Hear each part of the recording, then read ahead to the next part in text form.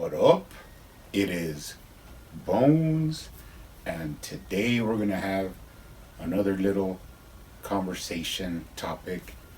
And today I would like to talk about the trunks part of the McFarlane figures. Now, this has been an evolution throughout figure collecting, starting way back and culminating now with McFarlane's current figures that he puts out. Now I'm going to go through some of the different reasons why I actually like this part of the figures. And I'm also going to talk about the different ways that different companies have attacked this, part of the figures. First off, I'd like to say that I don't really like when people call it a diaper. I mean, I know that's the easiest term for it, but I'm pretty sure that they are talking about an area that goes back all the way to the comics. I remember reading some Who's Who from DC Comics, which was like a kind of like encyclopedia of all the different characters in the DC universe. And they would have certain pictures of the older ones were more static, straight standing pictures, but then you get later on they had different images. But this would pretty much show you like the classic version of the figure. And if you look at these pictures, like let's say Superman, he would have like a certain silhouette going from his upper body down into his lower body, which was around the torso and the pelvic area, the trunks or diaper area. Honestly, it was a really clean, streamline, going down to the lower part.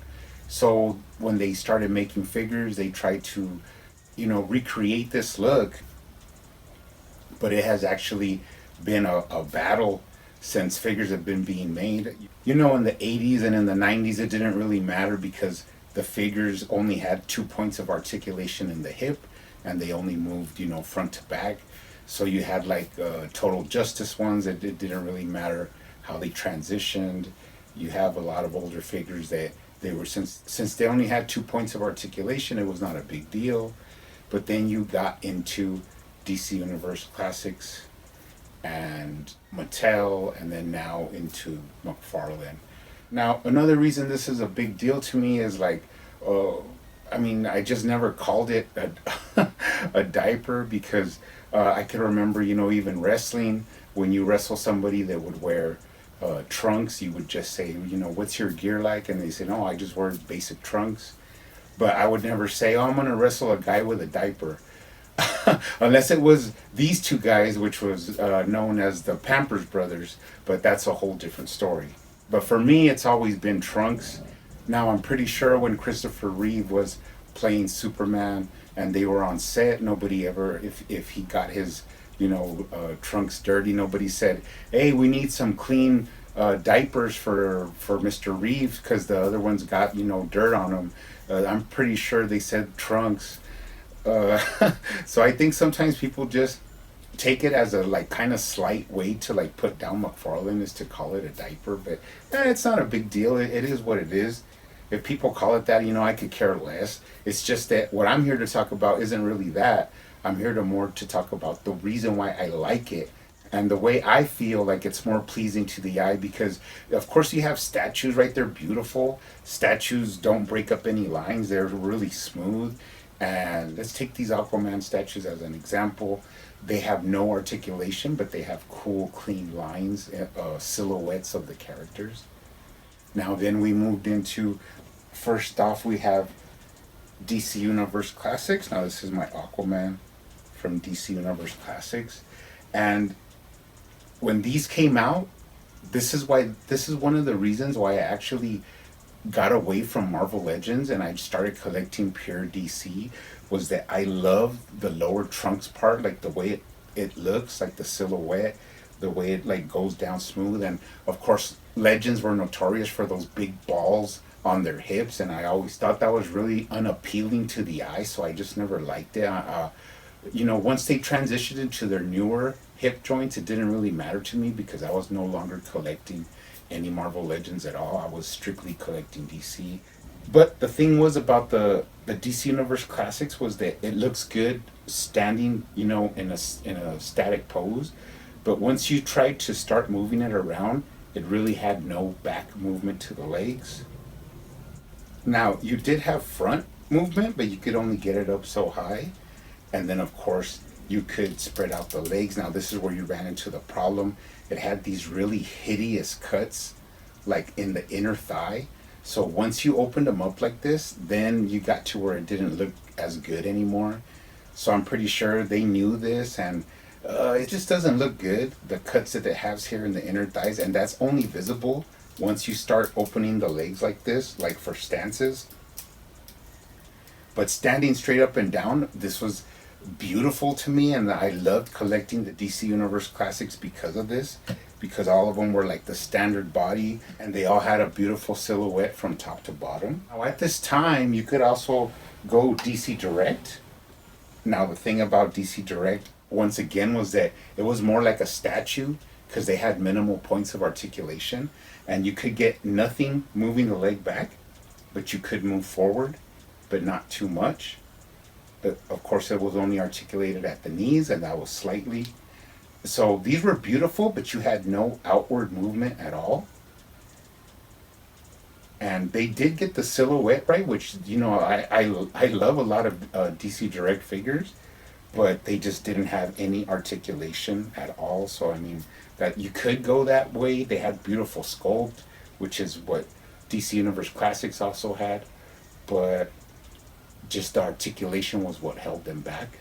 Now at this time, Mattel started moving on to this version of the body book, which was different. Now they used this body book later on a lot in different figures, but this is the Aquaman version. Now, this is where they started trying to copy Marvel Legends, kind of, and I just really did not like it at all. And aside from not sculpting in any of the details, even on the belt or the scales on him, which was typical of Legends as well, they got away from actually doing a lot of the sculpt work on the costumes. They also added these really, like, to me, ugly looking hips that have this big gap, and it's a constant gap. It never goes away. You always have that space between the leg, the hips, and the upper part of the legs and the actual like pelvic region. It just looks really bad. And even though you can get the splits out of it and everything, you still could not really move it back because the way the back was molded out, it just stops the leg there. Now you could get forward, but it was still just only this high.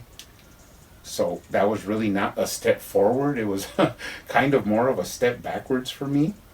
And at the same time, if you look at Marvel, they had their own version of like the who's who, and it was called Handbook of the Marvel Universe. Now, I also used to look at these, in the late 80s, early 90s.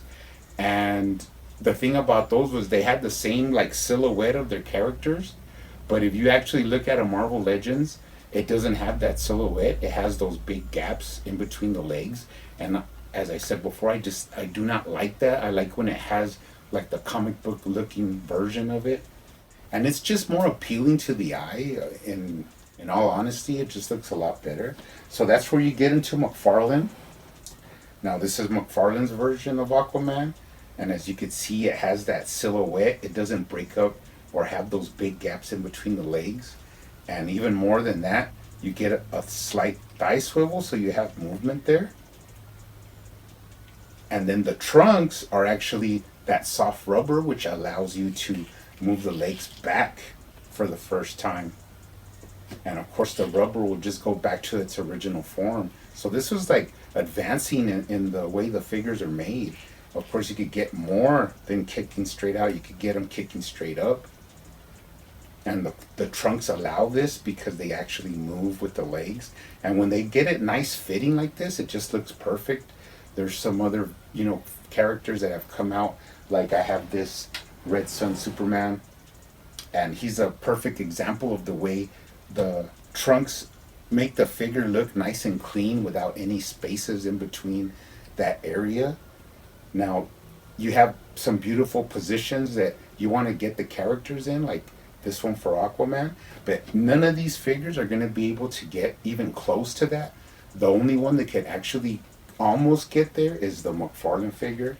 So these are great because they have the sculpt work, they have the articulation, and they're moving the figures forward into the future.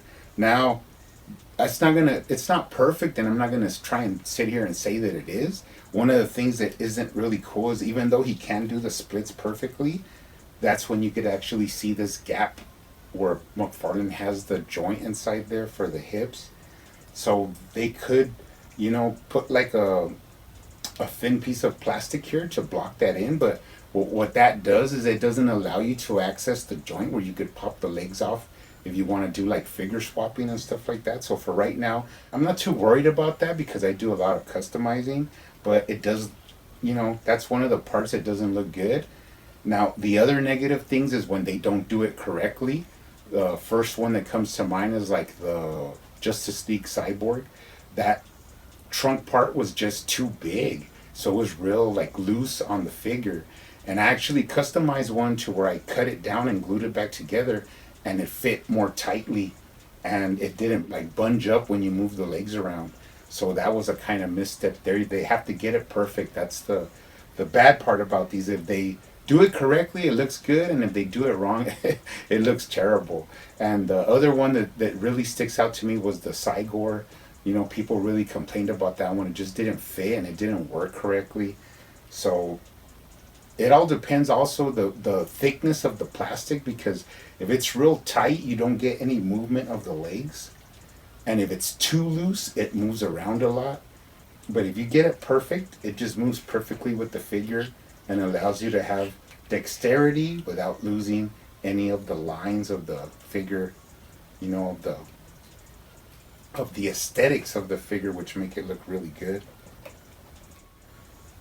That's my take on the trunks part of the figure. You guys could keep calling it whatever you like, as long as you keep hunting out there, keep collecting, keep customizing, and I will see you on the next one.